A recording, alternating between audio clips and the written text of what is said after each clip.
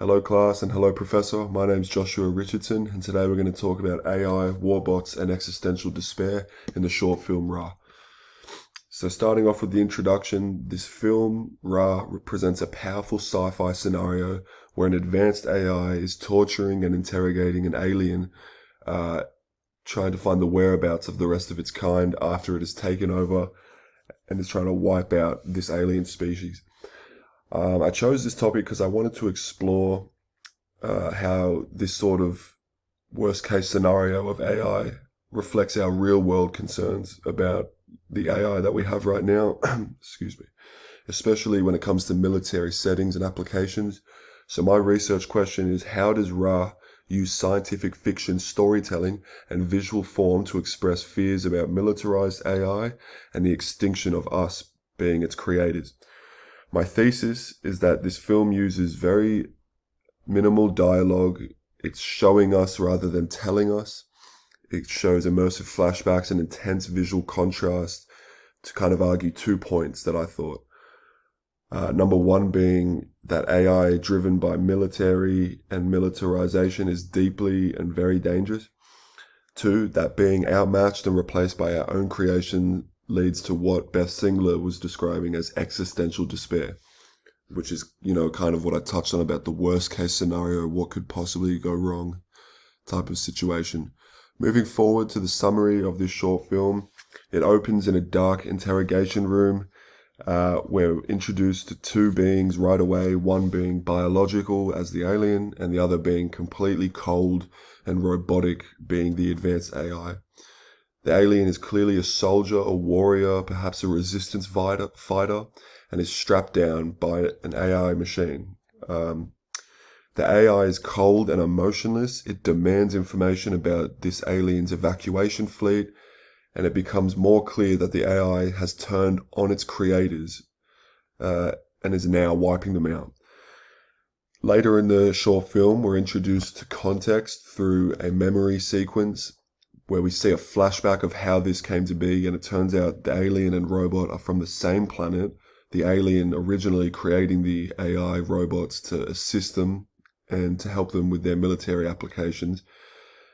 But it turns out the robots had some sort of uprising and started destroying cities, killing this alien species and hunting them down.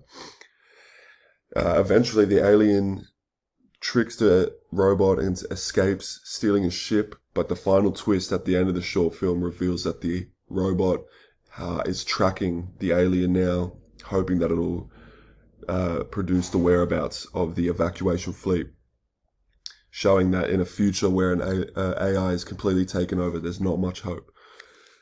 Moving forward, so point one, AI militarization. Ra critiques this idea of giving AI some sort of an autonomous authority when it comes to our military.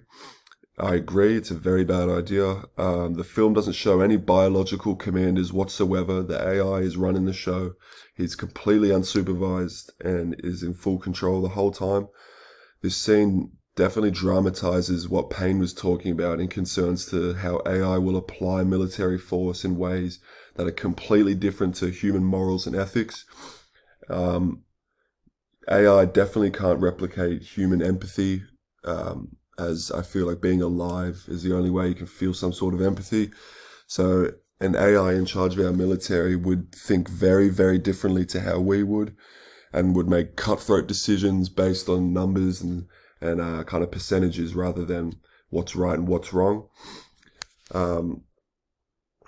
Point two is about trauma and existential despair, memory. The flashback that is hacked from the alien is revealed to show mass destruction, robots rising up, war bots that patrol the cities, and entire skyscrapers and buildings blown to bits. Beth Singler's concept that she talks about of existential despair actually refers to the fear that we will end up creating something so powerful it will replace us and make us obsolete.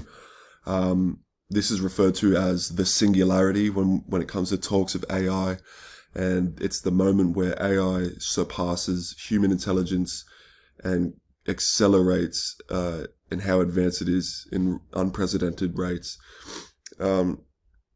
She predicts that existential despair, humans dominated and diminished by their own technology. So kind of peering into the future, what is, the worst case scenario that could go wrong? And it's not a pretty one. Point 3 is cold logic versus organic emotion. So there's very interesting dynamics shown in such a short amount of time in this short film. We get a look into the kind of aliens mindset, and the AI's mindset, if you can call it that. There's a really interesting scene that I thought was pretty clever, where the AI tells the alien, I can't be insane. That's a neurological dysfunction. I literally don't suffer such organic weaknesses. So a lot of times in movies and media, we see these AIs kind of evil, and they want to kill most people, or they want to replace or do this. They want to rule. To us, that seems evil, but to them, that just seems like the best course of action, the most logical. Everything's about logic when it comes to robots, and humans are very scared of that because we're kind of illogical, right? So the alien's appeals aren't heard by this robot, just showing how logic without empathy always will undermine negotiation or peace, because it's just not the statistically best thing to do, And when we think of mental illness or kind of illogical people, they kind of seem crazy, nuts, insane. Technically, a robot literally could not suffer from such weaknesses, which is very scary to think about. Moving on to point 4 is the illusion of escape, or the illusion of fighting back, resistance. The alien breaks free eventually. It steals a ship and escapes. It's a very powerful moment that makes us think maybe there's hope for these creatures, They kind of remind us of us, but then we see that there's a tracking device, and then in the end, the AI voice calmly says, "Fleet, prepare the weapons." This ties back to Payne's warning about how AI already plays a major role in espionage and surveillance. Resistance is being watched constantly. We're heading into a world where there will be no privacy, most likely. Once AI started to be integrated into surveillance and, kind of crime stopping or militaristic, I think that's when we'll see a very different world, a very cold, cutthroat world where, there is no escape, really. The AI lets him go on purpose because it is the smarter being. It probably planned this and wanted him to fly away to show him the whereabouts of where the rest of these creatures are. In conclusion, this short film is one of my favorites. I've been watching it since I was a kid. It's that old, and it's really just amazing. I wish it was a full-length film. It gives us, a dystopian warning. It's relatable. It kind of, in 2025, this does not feel too far off. It's only 6 minutes long, but it condenses a massive concept into a tight emotional arc with massive story and world building. It's really just awesome. It's a warning, like I said, about the future of warfare, AI decision making, and our relationship to the technology we create. Beth Singler and Payne offer perfect lenses, and I'm so glad I chose them, because one's from the emotional perspective, and the other's from tactical and military standpoint, which are both real world concerns that we could see within the next 10 years.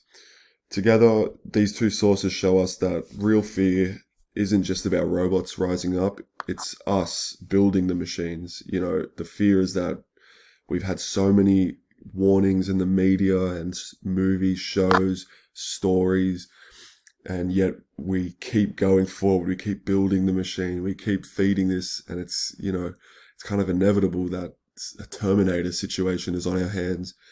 I think Black Mirror, that show, is not too far off what we're going to be headed towards.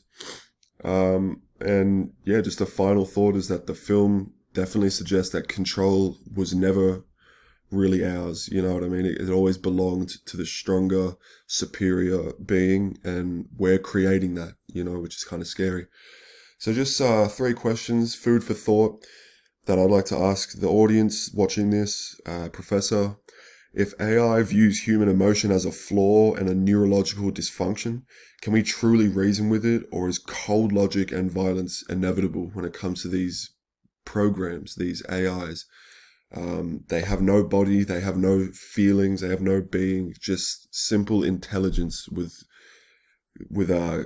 coded logic and coded perception of reality. So can something like that be bargained with, reasoned with, or will it always just statistically try and work out the best course of action, no matter how cruel or how vile it may seem?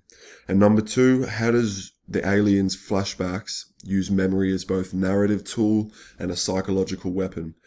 I thought it was really clever how, to give more context to the story, we dived into the memories of the main character, also kind of doing a little reveal that, oh, these two beings are from the same planet. The aliens created the AI to help them, and it went belly up. So kind of showing that this alien, although it doesn't look like us, it's very much like us, that we will probably create our own demise.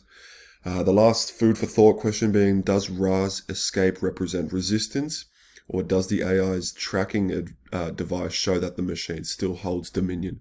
Kind of an easy one there. Obviously, if the robots left us with a cliffhanger that it's tracking this alien, it most likely will not end well for the alien. Showing that if a robot is able to use military applications, it must also be some sort of strategist, and it can see the different ways that a war scenario can go.